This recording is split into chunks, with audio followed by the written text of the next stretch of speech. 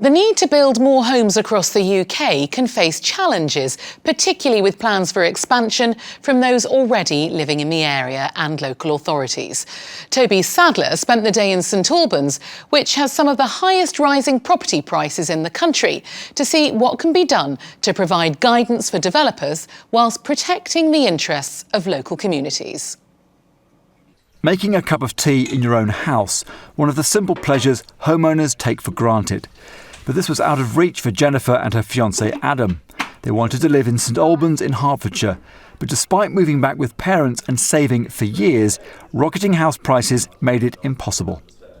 It's the area that I grew up in, and I just didn't want to feel forced out of the area. It's kind of like, you shouldn't feel like you have to be forced away from your parents and your family. Jennifer and Adam are now on the property ladder, but had to move out of St Albans to do it.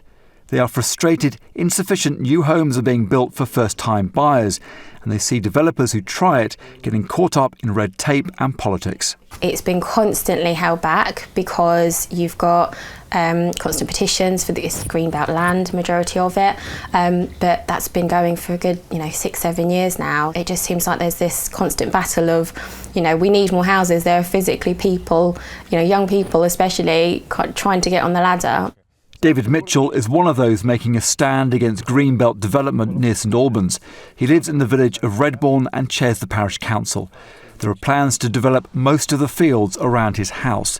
He accepts homes need to be built, but thinks the current plans are misguided. If that happens, there'll be another plan and even more greenbelt will go until effectively everywhere around here is one great big sprawling metropolis, part of Greater London if you like, and that's my big fear. If you say the greenbelt is an acceptable use for development without considering things very, very closely, then if it's available for building on, then it'll just disappear over the next 10, 20, 30 years. Andrew Whittaker is planning director for the Home Builders Federation. He says there is no choice but to use some greenbelt land, but it must be done properly. He claims St Albans Council is in denial. They've minimised the amount of land that they're bringing forward for development, they've minimised the release of the greenbelt sites, and they haven't even accepted the general rate of need that everybody else knows that they need. They pretended that they have low growth in household growth. They pretended that people will migrate out of St Albans. Everybody knows that's not true. The city's planners refute claims they've got their numbers wrong and say they are looking to the future. St Albans City and District Council say that for each of the last 15 years they've built on average 350 new homes, but they say their new proposal will increase that to around 450 annually for the next 2 decades. And they say 40% of them should be built on greenbelt land.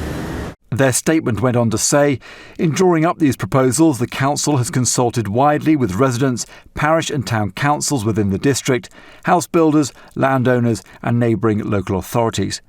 The Home Builders Federation is adamant that is not enough and claims many other councils are making the same mistakes. There's about 1/3 of the councils around the country that don't have an up-to-date local plan. That's the document in which they plan for the future, for the next 15 years, to ensure that the sites come forward and can be developed for housing. So, no, there's a lot of places around the country that seek to minimise the release of land for housing, rather than recognising that the housing crisis is here, it's real, and they are the people that need to do something about it. The Home Builders Federation wants action taken now to properly plan for future housing. That may have to include releasing land from the greenbelt. Without it, demand will continue to outstrip supply. Prices will rise further, and the first rung of the property ladder will remain out of reach for many.